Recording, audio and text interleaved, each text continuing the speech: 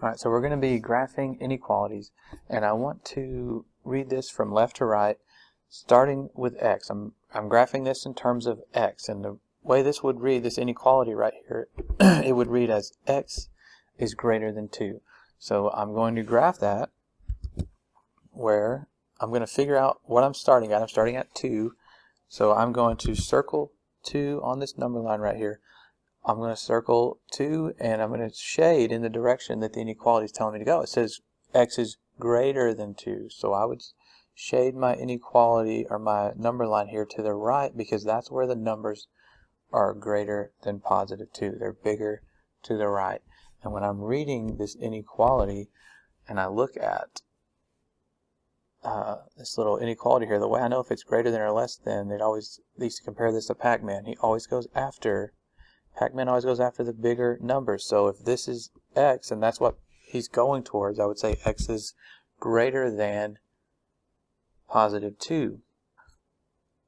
If x is less than, and I'm graphing something that's less than, I always thought of less than as it kind of makes an L, less than, if you're reading from left to right. Alright, so less than kind of makes an L, and same thing, Pac-Man always goes after the bigger numbers, so negative 2 is bigger than x. So I'm saying x is less than negative 2. So if I'm going to graph this on a number line, I'm going to find negative 2. I'm going to put a circle right there at negative 2. That's where I'm going to start. And I'm saying x is less than. Less than is always to the left. The smaller numbers on a number line always go to the left. So that's the direction that I'm going to shade this number line in. Okay, so I'm going to shade to the left, where all the values are less than negative 2. Okay, now you're going to see I've only put circles so far where I've identified the value. But you're going to see inequalities that have a line under them. And when I'm reading this, I would say x is greater than or equal to positive 1. So now when I identify 1 on the number line, I'm not just going to circle it. I'm going to fill it in because x could literally equal positive 1. So I'm not just saying x is greater than, I'm saying it's greater than, but it could also equal 1. So I have to include that, and I would fill that circle in. And when I say greater than, that's always going to be to the right. So all the values greater than or equal to 1 on the number line, that's the direction that I would shade in the number line here. So x is greater than or equal to, same thing with less than or equal to. I would fill in the circle, and that's the difference. This one, because there's a line underneath the inequality, I fill in the circle right here. Now before, when we did this, it was just a regular old-fashioned less than or greater than. We didn't have to fill in the circle. It was an open circle. Okay, so that is essentially the basics to graphing inequalities on a number line. Alright, so we're also going to be solving inequalities, trying to figure out the solution to these inequalities. And I would treat this just like I would an equation. If I was trying to solve an equation, I would treat this exactly the same. I would look at this as an equal sign. Okay, and I'd say, alright, well, let me just work this out just like I would if I was solving an equation, follow the same steps. So I would distribute first. 3 times x is 3x, 3 times 5 is 15. And I would do exactly what I would do with an equation, except for this is an inequality. So when I graph it, I would just graph it like an inequality. So I'm going to follow order of operation. This is a two-step equation. I would just subtract the 15. That's going to give me 3x is greater than 6. And then I would just solve this just like an equation. Solving for x. And this is going to give me x is greater than 2. So if this was an equation, it would just be x is equal to 2. Okay, but there are going to be some inequalities where things are just a little bit different than we would see in a typical equation. Alright, and there's only one thing, and you might remember this. But here, let's say I'm solving something, and this is a good example. Well, I have to solve a two-step equation. Order of operation is in reverse, so I'm going to subtract 5 from both sides, and that gives me negative 2x is greater than or equal to, and then 13 minus 5 is 8. But here's something something changes, and this is what we need to look out for. If I'm ever going to divide both sides of this equation by a negative number, and that's the thing I need to look out for. If I divide both sides by a negative, what's going to happen is it's going to flip the inequality. This inequality is going to be facing in a different direction. So it becomes less than or equal to -4. So don't forget to watch out for that when you get to the last steps or any step in the equation where I have to divide by a negative. Watch what happens to this sign. It is going to change directions. All right, it's going to be going, if it was, this started out -2x is greater than or equal to 8. Now it's x is less than or equal to -4. And we're going to see equations and inequalities where there are fractions. Don't panic when you see something like that.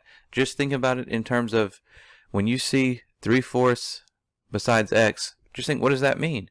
Well, 3/4 besides x means 3/4 times x. Whenever there's a number or anything next to this variable, it's just being multiplied. So don't overthink this. Don't panic when you see a fraction. Solve this, same thing. Order of operation is in reverse. So I am, and this is a two-step equation, very simple two-step equation. If I don't panic over this fraction, I would add the 2 to both sides. And that gives me 3/4 x is less than 3. Now, how do I get rid of 3/4 times x? Well, the way we get rid of multiply, we've already taken care of subtract and add. The way I get rid of multiply is divide. All right, but you got to remember what happens when I divide by a fraction. Well, dividing by a fraction is the same thing as multiplying by the reciprocal. Okay, so if I said 3/4 divided by 3/4, that's the same thing as saying 3/4 times 4/3. I'm dividing by the reciprocal because these things cross cancel. Okay, now do the same thing to both sides. So I am dividing by 3/4 on both sides, which is the same thing as multiplying by the reciprocal. So this becomes 3 times 4, which is 12, divided by 3. And you could do this in your calculator. 3, if I think of it as two fractions, 3 times 4 is 12. 1 times 3 is 3. 12 divided by 3 is 4. So what I'm going to get is x is less than 4. This is my inequality. So if I see a fraction, and you will see this in the homework and some of the assignments, just multiply, or I'm sorry, if you have to divide by a fraction, just multiply by the reciprocal. And you're going to be asked questions about this, like what are some possible solutions to this, or what are all of these solutions to this, or any question that I'm asked about this. I need to be able to understand what this means, this inequality. So for example, and you'll see this in the homework, if I gave a bunch of possible answer choices and I said, select all of these solutions to this inequality, and let's say the options were 3, 4, 5. Okay, which one of these answer choices are solutions to this inequality? Well, you would only pick the ones that are solutions. This is x is less than 4. So I would only, if I was going to graph this, I would first say, okay, well, this is, x is going to be less than 4. Less than, I'm going to always shade to the left. So my answer choices, my solutions, are only going to be values that are in this direction from 4, that are less than 4. So I'm talking 3, 2, negative, 0, -1, and so on. I'm going to the left. So 4 would not be a possible solution here because my inequality said that x was only less than 4. X does not equal 4. Okay, the inequality said it was less than 4. Now, x could be 3 because 3 is less than 4.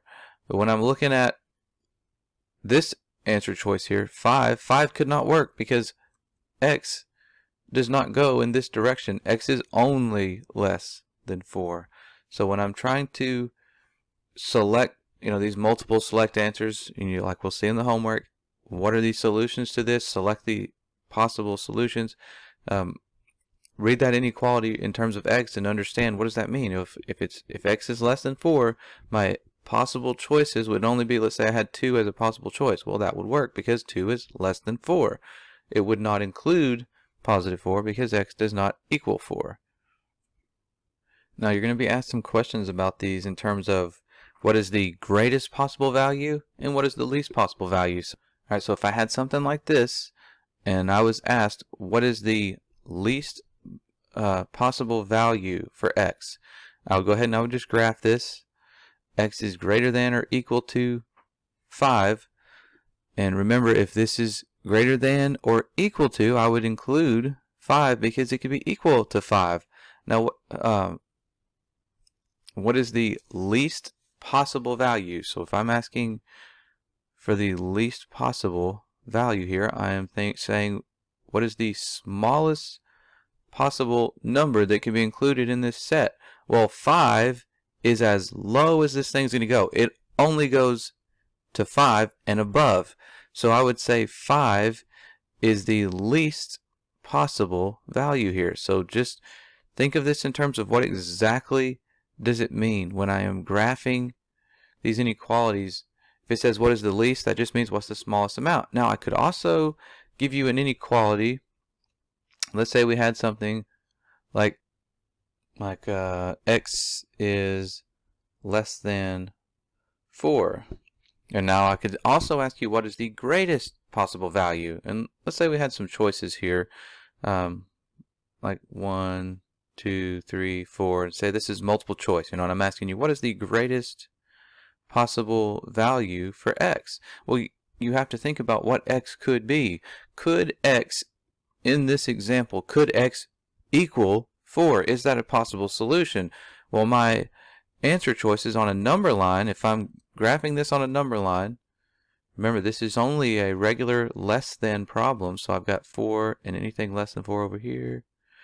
I would have an open circle on this if I were trying to put this on a number line because x is not equal to 4, but it could go up to 4, but it's never going to equal 4. So is 4 an answer choice? No, the greatest value of x will never equal 4. It's only going to be less than 4.